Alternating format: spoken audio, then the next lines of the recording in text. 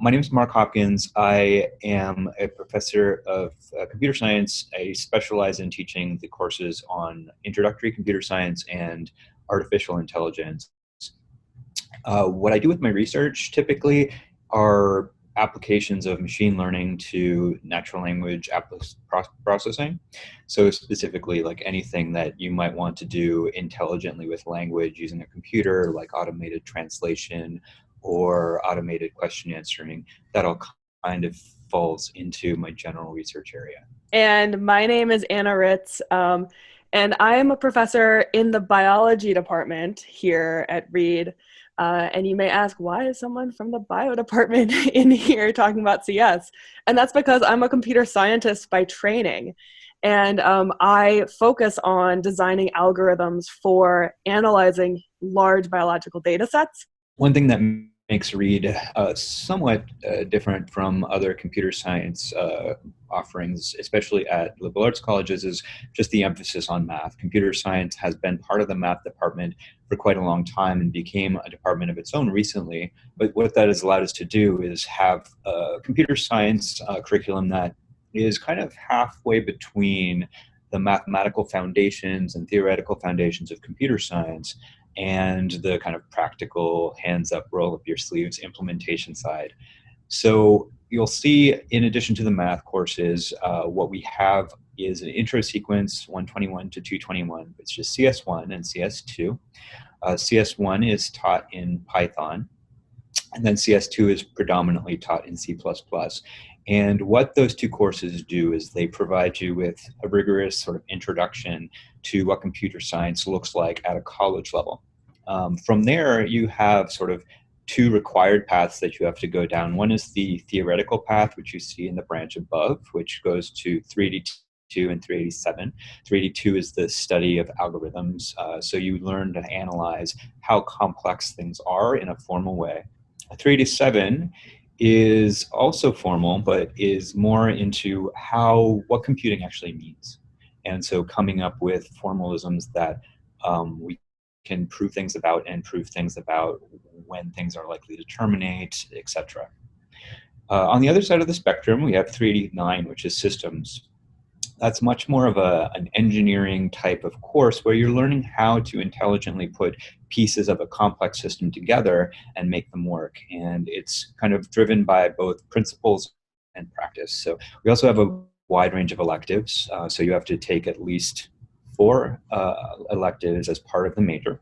And here are some examples. So because of the fact that we are a liberal arts college, the electives will change from year to year depending on what the faculty are teaching and who's around. But specifically, some of the examples that come up a lot are networks. We have a cryptographer who teaches cryptography once every year or 2 years. I do artificial intelligence, and I also have an introduction to deep learning.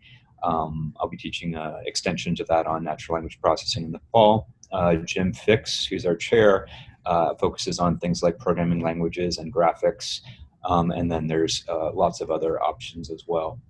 There are kind of other, like, I would say almost like outcroppings of computer science that you may see across Reed in general. We have, for example, a philosopher who does a lot of programming and is looking at kind of trying to tackle philosophical questions like what is innovation by mining big data sets.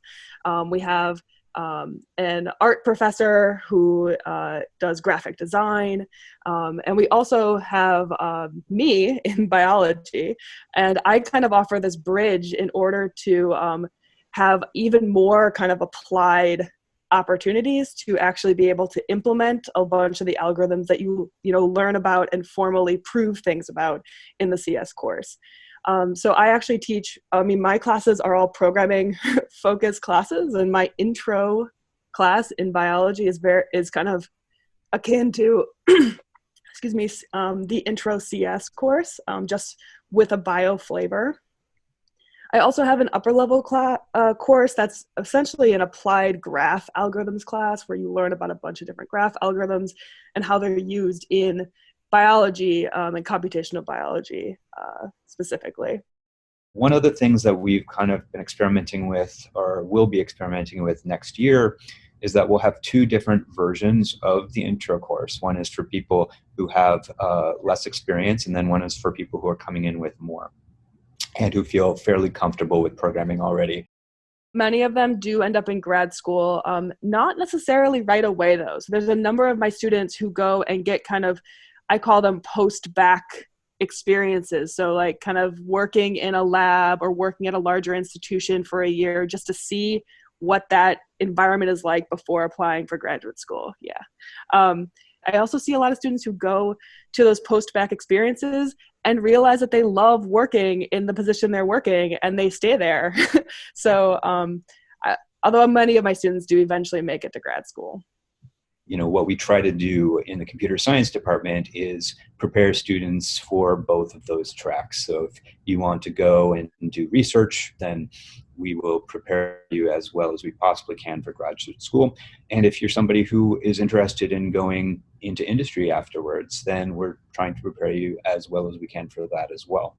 The CS department is relatively new, but Mark has actually helped kind of be the faculty mentor for the CS student social group that has been established kind of this year. And one of the things I participated in was a trivia night that involved not only kind of like pop culture trivia, but also trivia about like facts about the different faculty. And there were all the faculty, the computational faculty were there, as well as a bunch of students. It's a really kind of fantastic group and a really good kind of community. And it's really fun to be, as a faculty member, to be a part of a CS department that's forming, and the students basically get to start defining what the culture of that department is. And so we're kind of at that point, and it's really cool to see. A thesis that Mark and I happened to co-advise last year. So Ananthan graduated last year and is now in grad school, and he was a computer science major, but had done a lot of actually didn't take bio classes at Reed, but just had done a lot of bio-related research in previous institutions. And so he kind of basically brought Mark and I together in the same room and said, I want to develop a deep learning model related to kind of predicting protein families. So the idea is that two proteins in the cell, if they have a similar structure, they may be doing the same thing. And so I want to be able to predict that. And I didn't know much about deep learning approaches, and Mark didn't know much about protein family prediction. And through Ananthan, we kind of came up with a really fantastic project that he is continuing to push forward. It was a really fun example of someone who was a computer science major. He actually wasn't even an interdisciplinary major, but he wanted to have some element of biology in his thesis. So we were able to make that happen. To get a sense of what other people might be working on, I guess I had a student in the fall who just graduated who is doing automatic poetry generation. It depends on what your passions are. I mean, a lot of times, professors will have projects that they are going to talk to you about that they are interested in having students work with them on for their thesis. But it also happens sometimes that students have particular ideas that they want to pursue. I went to a liberal arts school for college, and I think one of the differences that Reed offers is that the research experiences are kind of baked into the curriculum in a way that your senior year, all of your senior friends are going to be going through the same experience together.